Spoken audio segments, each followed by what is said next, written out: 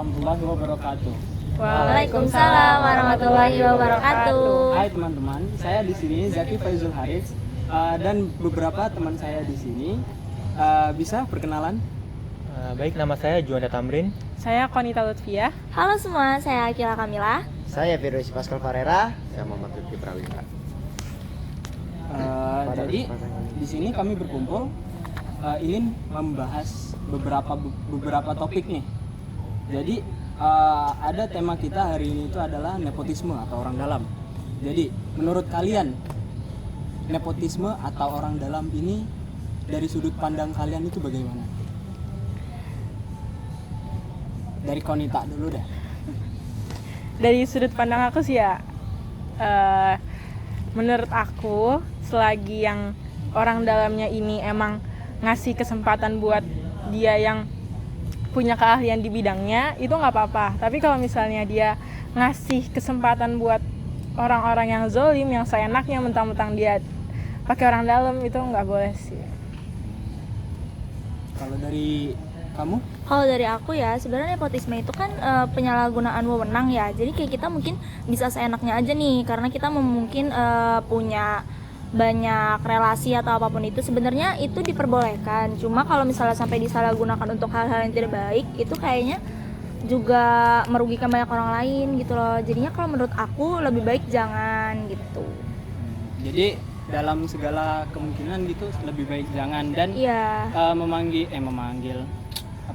mengambil jalan terbaik atau jalan tengah begitu ya, kayak dari segi jujur gitu, dari segi kualifikasi apa segala macam gitu, dari segala bidang gitu ya. Oke, karena kalau misal satu pertanyaan satu orang jawab itu kayaknya kelamaan, jadi bakal lanjut ke pertanyaan berikutnya ya kan. Pernah nggak sih ngerasain diuntungkan atau dirugikan karena orang dalam? Pernah.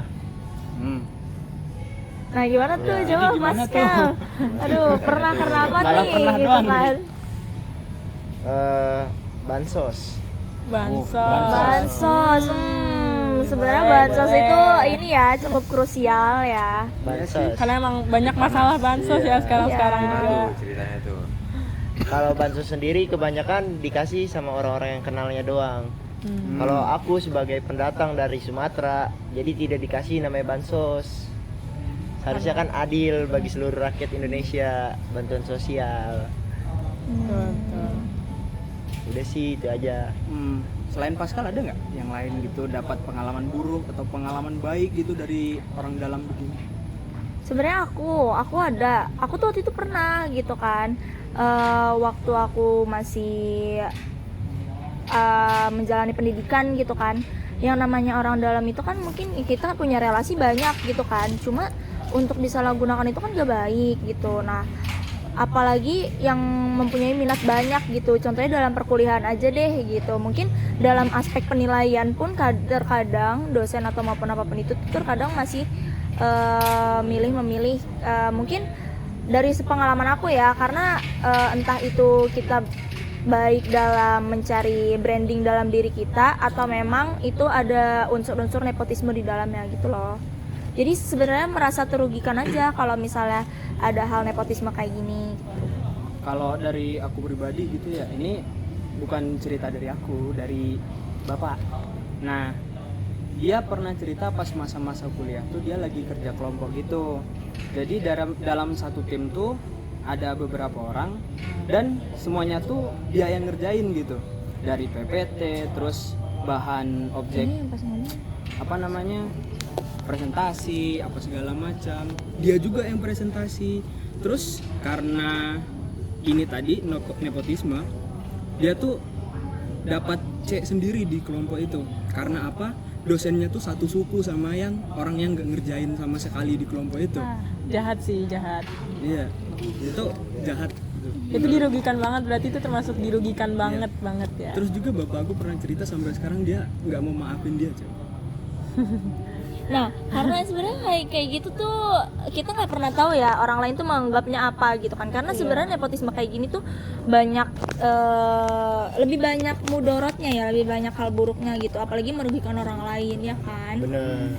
Itu sih. Terus juga sepengetahuan aku ya, kalau misalnya dalam hal nepotisme atau orang dalam atau suap menyuap itu sebenarnya Allah tuh nggak suka gitu, karena dianggap suatu pengkhianatan gitu loh bagi terhadap Allah sama Rasul. Aku tuh pernah baca nih salah satu hadis gitu kan, kayak Rasulullah SAW pernah bersabda gitu, kayak barang siapa mengangkat seseorang untuk suatu jabatannya karena kekeluargaan atau padahal ada orang lain yang lebih disukai oleh Allah atau lebih direncanakan oleh Allah Subhanahu wa taala karena lebih kompeten, maka sesungguhnya ia telah mengkhianati Allah Subhanahu wa taala, Rasulnya dan kaum mukminin. Nah, itu hadis riwayat Al-Hakim. Jadi mungkin dari hadis yang tadi kita bilang aja sebenarnya Allah tuh udah punya rencana masing-masing. Cuma kalau misalnya adanya nepotisme dan segala macam kayak gini berarti kan lebih membentang atau lebih mengubah atas takdir Allah gitu kan. Makanya kenapa bisa mengecewakan Allah sama Rasul gitu sih. Aku juga pernah dengar hadis, aku lupa ayatnya gimana, tapi aku tahu artinya dari bahasa Indonesia, bahwasannya orang yang menyuap dan orang yang menerima suap itu balasannya udah pasti neraka. Tapi aku masih heran kenapa masih ada di Indonesia yang suap menyuap. Apakah dia tidak peduli dengan agama dia atau gimana, aku tidak tahu. Kalau Mas Rifki sendiri ada nggak pengalaman baik atau pengalaman buruk gitu? Pengalaman buruk ada. Waktu itu ceritanya untuk join organisasi. Oh, join organisasi apa tuh kalau boleh tahu? Untuk itu mungkin ada lah. Oh, adalah pokoknya ya. Cuman itu kejadian. Jadi waktu wawancara itu kelihatan tuh masih banyak pendaftar lain, dan saya melihat emang ini orang kurang berkompeten. Cuman ketika selesai pendaftaran, selesai seleksi wawancara, pengumuman beberapa hari kemudian dikeluarkan, dan ternyata yang tidak berkompeten ini lolos. Mungkin kalau saya mungkin ya nggak apa-apa deh, mungkin emang sadar juga masih kurang. Cuman ada teman saya yang emang menurut saya ini dia lebih pantas dibanding sama teman saya yang satu lagi. Jadi menurut saya itu merugikan. Berarti yang temen yang merasa yang Anda rasa lebih pantas itu nggak masuk? Iya, dia nggak masuk sekolah. Kalau Mas Juan sendiri? Kalau saya pribadi untuk saat ini belum pernah mendapatkan perilaku nepotisme, dan semoga kedepannya saya juga tidak akan mendapatkan perilaku tersebut. Amin ya. Semoga kita Semoga juga semakin berkurang ya kayak gini tuh. Amin. Oke, pertanyaan selanjutnya ya. Skala 1 sampai 10, seberapa parah nepotisme di Indonesia menurut kalian deh? Untuk saat ini, Iya. Duh, berapa tuh coba Mas Rifki dulu deh kali, coba. Saya mungkin 9. 9. Oke, Mas Pascal? 10. Aduh, gawat tuh angkanya tuh. Dari 1 sampai 10 dia milih 10. Kecewa bansos nggak turun. Kecewa bansos nggak turun. Mbak Gila? 1 sampai 10 juga sih, karena udah menurut ya dari segala banyak pengalaman ya itu cukup parah karena nggak baik lah gitu. Mungkin waktu Itu sensitif. Itu sensitif jangan. Kalau Mbak Konita? sama 10 juga ya, soalnya pemerintahannya udah kacau sih itu. Kalau Mas Juanda? Kalau menurut saya 10, karena nepotisme di Indonesia itu udah kayak hal biasa gitu. Iya, jujur. Sampai dinormalisasikan, yang seharusnya itu tidak boleh. Kalau dari menurut saya pribadi kayaknya 8 ya. Soalnya saya masih menghargai dari 100% tuh 20%-nya masih ada orang jujur gitu loh. Oh, masih percaya masih ada Iya, yang jujur, masih ya? percaya di dunia ini masih ada yang jujur. Karena mungkin kita udah terlalu sering dikecewakan gitu ya. Jadinya udah nggak ada kepercayaan lagi. Sebenarnya kan karena kayak gini tuh tingkat keadilan di Indonesia maupun menurut agama masing-masing pun juga ini sangat melenceng ya kan, sangat merugikan satu sama lain gitu karena kan Karena nggak sesuai bidangnya kalau iya. seorang dalam itu biasanya. Jadi hal-hal yang kayak gini pun juga membuat semangat orang lain pun menurun atau kesempatan bagi orang lain yang ingin berjuang pun juga menurun ya kan. Benar. Tuh, itu makanya. Aduh, berat. Terus ada lagi nih, kita alih topik lagi nih. Kalau misal kalian jadi kandidat, jadi HRD, ada 2 kandidat nih, satu skillnya pas-pasan tapi anak bos, satu lagi jago tapi nggak kenal siapa-siapa. Pilih siapa? Jago. Ayo, jujur aja kalian. Jago. Dari mana dulu nih? Siapa yang mau jawab duluan deh? Coba tadi kata Mas Pascal kalau apa tuh? Jago, yang jago skillnya. Tapi biasa aja. Karena kan anaknya sama. Kalau semisal ada sesuatu yang mengancam dari atas, kan ini posisi yang pas-pasan ini kan anak bos nih, dan yang satu lagi itu skillnya jago tapi nggak kenal siapa-siapa. Nah, ini gimana nih? Kalau emang ada kecualian, tanda kutip pengancaman, tetap milih anak bos sih. Soalnya jujur takut. Nah itu yang Iya. bikin itu Nah dinormalisasi. itu yang bikin dinormalisasi karena kan itu banyak pengancaman kan ya. Jadi memang kita mau bertindak pun karena atas dasar pengancaman juga gak bisa apa-apa gitu kan. Oh iya.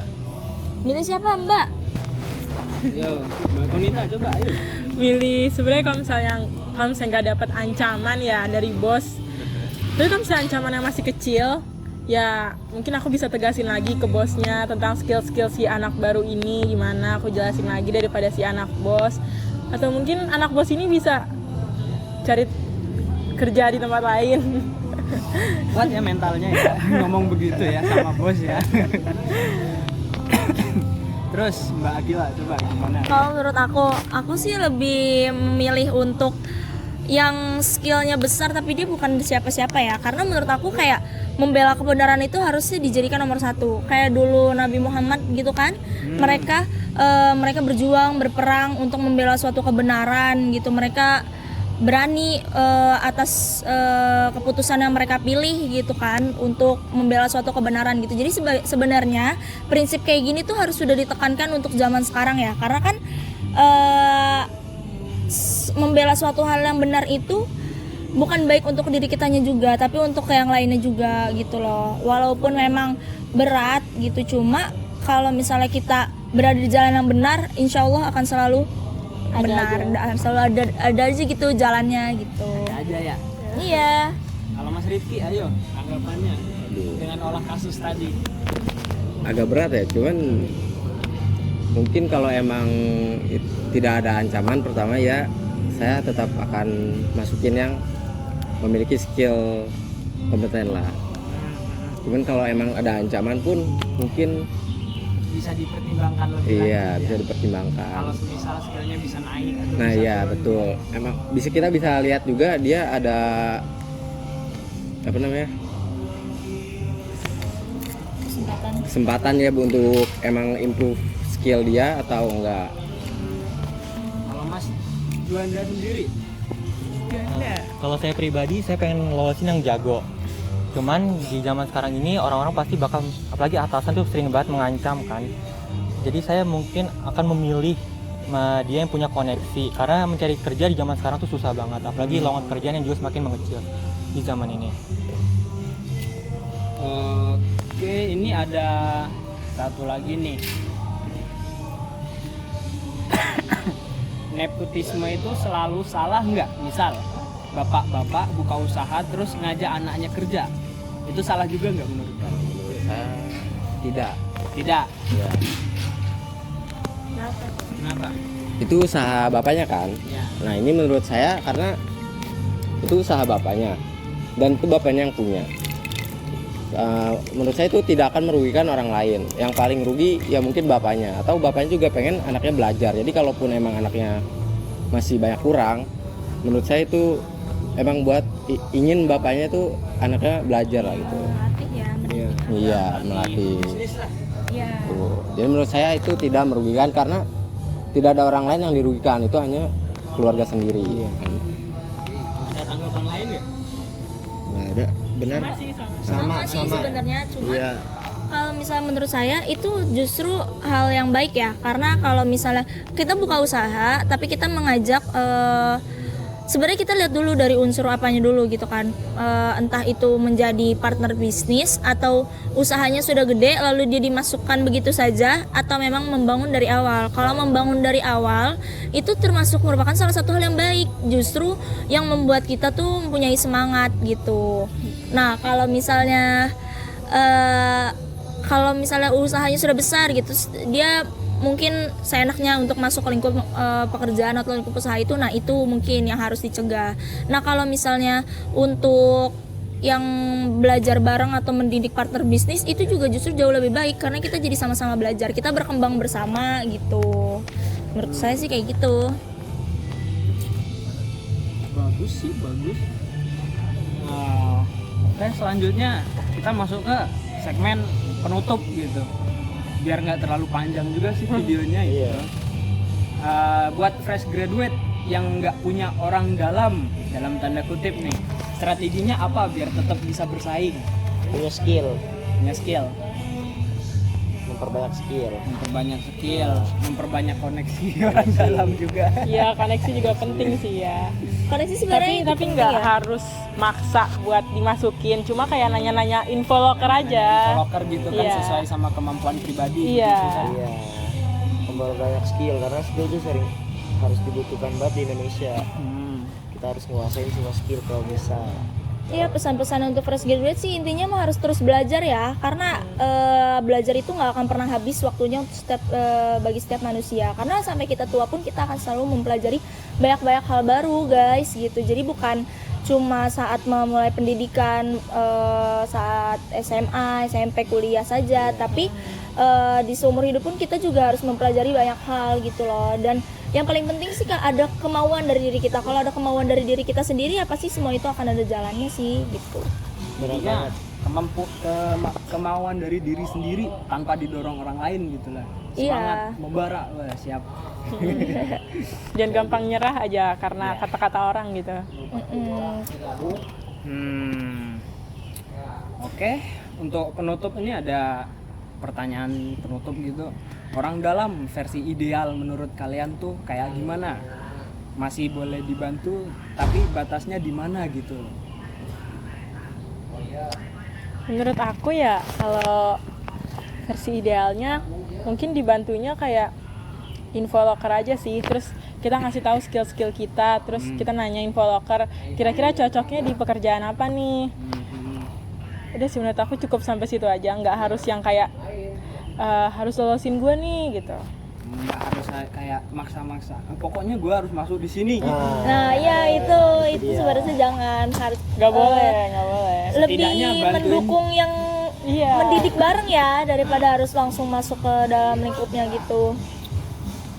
Oke, ya mungkin video kita sampai sini aja. Apa kalian punya orang dalam ideal kalian masing-masing ya? Tulis di kolom komentar begitu. Tuh. Kalau kakak Oh ya, jangan lupa like, komen gitu ya. Iya. Nggak subscribe juga nggak masalah sih. Yang penting like dan komen ya guys. Iya. Kita Terima sharing-sharing session juga di sini. Dadah Kak Abdul. Dadah. Terima Terima kasih. kasih. Wassalamualaikum